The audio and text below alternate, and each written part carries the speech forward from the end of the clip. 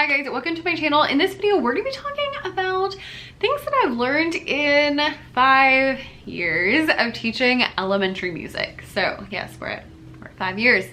5 years. That feels like a really long time. So if you especially are like a newer teacher and you're just looking for some tips, looking for some advice, then you are in the right place because we're gonna talk about all those things.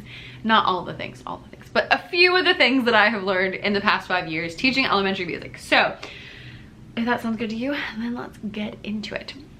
All right, first of all, a little bit about me. Hi, I'm Becca. I teach elementary music and down here in Savannah, Georgia, and I have been at the same school for 5 years now. I also did my student teaching there before that, so I've been there for a very long time. We're now at the point where I know all of my kids the whole time they've been at my school, which is really fun. And so I just finished up my 5th year of teaching and wanted to share just a couple of nuggets of information that hopefully you'll find helpful as you get started. Now, if you're an elementary music teacher or an aspiring elementary music teacher, then definitely click the subscribe button down below because on this channel, we talk all things elementary music and I post an obscene amount of videos talking about different songs and lesson ideas and strategies and what we're teaching and all of that kind of stuff. So click the subscribe button down below if you're an elementary music teacher, and let's get started. Okay, I have 7 things. I have boiled it down to 7 things. Some are like super specific and then some are a little more general and they're kind of all mixed in and there is no particular order. So let's get started. Number 1 is that you should always plan your lessons long term. So what I mean by that is when you are lesson planning, you do not want to sit down and be like, okay, what should we talk about today? Okay, we'll do that one song and we'll do that one game. And then the next week you're like, okay, what should we do today? No, friends. Think long term. So instead of week by week planning, you want to look at the bigger picture and think, okay, how many, lessons do I have total in the whole year? What concepts do I want to teach, and kind of work back from there. This is called your scope and sequence, and I know that sounds like a lot of really fancy things, but my point being that you want to have kind of an overarching goal. So if we're working on quarter rest, then I know that we need to work on quarter rest for, at least a couple of different lessons, and we need to try different things to work on quarter rest instead of like, oh no, what do I do this week? Oh no, what do I do this week? A lot of us are working without a curriculum, myself included, which honestly, I wouldn't have it any other way, but it does make life a little bit more complicated when it comes to figuring out what the heck you're gonna do in your elementary music room. So do yourself a favor and spend, 30 minutes thinking about the whole year and boiling it down. I do have a video and a blog post all about like creating your scope and sequence and how to do that long-term planning. So I'll link that down below for a little more help. All right, number 2, I said this was in no particular order because this probably should have been first, is that the kids come first, and specifically relationships with the kids come first. This is something I feel like should be automatic, but I can't tell you how many times I see teachers in the hallways and it's like they don't even see the children. Or they've had a kid in their class for months and they still don't remember the kids' names. And just things like that baffle me. So I think it is worth mentioning here that even though it may seem obvious, the kids come first and relationships come first. So as you are going about your day, going about your school day, make sure that you take time to talk to the kids and learn the kids' names and learn a little bit about them. Now, if you're like me and you have, 700 children, you're not gonna know everything about every child. But you can cheat and learn their names. And by cheat, I mean you can use a seating chart that tells you that that kid sitting on that red dot is, Johnny. And that's an easy way for the kids to feel more of a relationship with you and you to have more of a relationship with them because you need to know them. Like, you teach them all the time, so you need to know them. And again, even though it seems hard because you have a lot of kids, you'll start to pick out those students and figure out, little bits about them here and there, and it will get easier. But make sure that you acknowledge children. Yes, I know, very simple. Acknowledge children, call them by their names, treat them like actual people because they're just like little people. And yeah, just remember that, because if you can remember those couple of things, then you will be one of their favorite teachers. Just saying. All right, I lied, it's now gonna be 8 points. But number 3 is that when you're teaching, make sure you prep the kids very well for any new concept.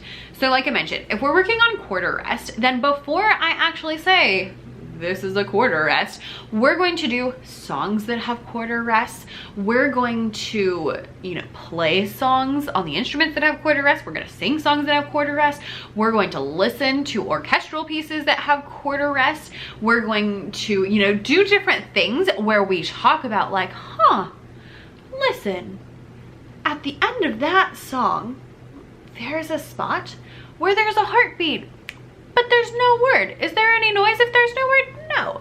Great. So what's gonna happen on that one? And someone will be like, oh, well, we're gonna be quiet. I'm like, great. So we gotta make sure we're really quiet on that. Like, really have it solid in the prep area first. Like, talk about what it is before you show it to them.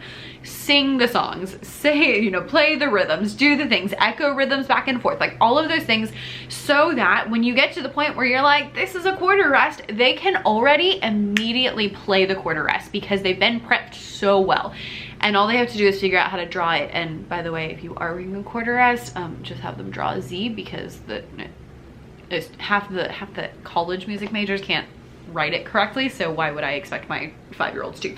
No, just write it Z and move on with your life. But make sure that you prep the kids well enough that once you get to the point where they are actually doing it, it's like no big deal. This is going to make it so that they think your class is easy and they think your class is fun, and they're not like struggling as much if you really nail down that prep time. Number 4 is that listening, reading, writing, playing instruments, and singing are all different concepts. So what I mean by that is, if you're working on quarter rest, I just keep coming back to that same one, it's totally different to read a pattern with a quarter rest than to write a pattern with a quarter rest. And writing is completely different than playing it on the instruments, which is completely different than singing it. All of these things are very, very different, which means that you need to make sure you hit all the different modalities as you're working on them. So it's not that we're just reading quarter rest, we're also writing, we're also playing, we're doing all these different things because they're all important, and for the kids to really understand them, they need to do all the different things. So make sure you keep an eye on that, and you're, you know, like spreading it out and doing all of the things as you go about your day. Number 5 is that teaching is very personal, so you gotta do what works for you. Some people are like super into the Kodai method. Some people are super into Orff. Some people are super into other things. Some people are like me and they just like a little bit of everything, and you are allowed to do that. You can take what you need from different things and blend them together for what's gonna work for you. Just because somebody says something is helpful doesn't mean it's always helpful. So when you get advice, when you get suggestions, when you get lesson ideas, try them out. And if they don't work, you don't have to do them. I'm thinking of really specific advice, actually. This might be a horrible thing for me to tell you, but I'm gonna tell you anyway. And so for years, I've always heard people say, you have to calm them down in the hallway and get them quiet before you get them into the classroom so that you can start off on the right foot, right? That's great in theory. But when you have, you know, teachers who do not care what their line looks like, and the kids come down the hallway like a pack of hyenas, it can take a really long time to get them sorted in the hallway. And so for years, I would waste so much time in the hallway trying to get these kids together. And what I found this year is, if I stopped doing that and I just let them come straight into my room, as soon as they walk over the threshold, they get into music mode and they know what Miss Davis expects, and they're fine. They can be horrible in the hallway, they walk in the music room, and it's all good. So if I just skip that part and I stand in the doorway and I say hello to everyone as they walk by the time they sit down and I get to the front, we're good. And I didn't waste all that time and frustrate myself for no reason. Now, occasionally they will come in not so great. Sometimes I do make them line up and try back again. Sometimes I just say, hey, I didn't like how we did that. This was wrong, this was wrong, this was wrong. Tomorrow, let's try to do better. And if you do a better job, then I'll give you 2 points, because we earn points throughout the week. And that usually gets them pretty set, and they'll remember that and be, you know, ready to come in the next day. So far this year, that's a big change that I made, and it has like revolutionized my life. So much better. Waste a lot less time. I'm a lot less frustrated. and we can just, you know, go on our merry way. So maybe try getting them calm in the hallway, maybe try just letting them come in, see which one works for you. But just because it works for someone else does not mean it's gonna work for you. Make sure that you are taking care of what you need for your students. Along with that, number 6 is that teacher knows best, and every day that you're teaching is not the same. So what I mean by teacher knows best is that sometimes, you know, like I said, some things work for some people and not for others. It also means that if you're in the middle of a lesson and you're like, this isn't working, you can change it. I know that I shouldn't, you know, officially we're supposed to stick to our lesson plans, but in reality, things come up when you're teaching. Classes come late, kids get sick. You realize like, oh, hey, we don't know this at all, even though I thought we did. Or, you know, oh, we had an assembly last week, so this class missed that lesson, and so they're a little behind. And all of these things contribute to sometimes you gotta change up the lesson plan. And it's okay if you do. If you're gonna play a game and the kids are too ratty, you don't have to play the game. You're allowed to switch it. You are the one who is in there with your students day in and day out, so you know what they need and you know what is best. Stick to your guns and do that. Now, if you're having an observation, do what the lesson plan says. But if you're not having an observation, do whatever's going to work best in the moment. All right, number 7 is that teaching is all about the follow through. What I mean by this is particularly with classroom management, some teachers say things that they don't enforce, and the kids know. So if you say that you're gonna do something and then you don't do it, then the kids will know and they will not believe you the next time you say you're gonna do something. Instead, what you wanna do is focus on the follow through one and be super, super consistent with how you run your classroom. So if I tell a student, I'm going to call your mom, then I have to call their mom. I cannot change my mind afterwards because I already told them I was going to. So I have to follow through because they will know whether you did or not. If you say, no one should play their instruments until I tell you, and someone plays their instruments, you need to take those instruments away because they're not following directions. You have to have that follow through or they will not believe you. It usually only takes one kid who loses their instrument, one kid who gets their phone call for the kids to understand like you actually mean what you say and this is a real thing. And then after that, usually you're okay. But make sure that you follow through and make sure that you are consistent with what you are okay with and what you are not okay with throughout the day.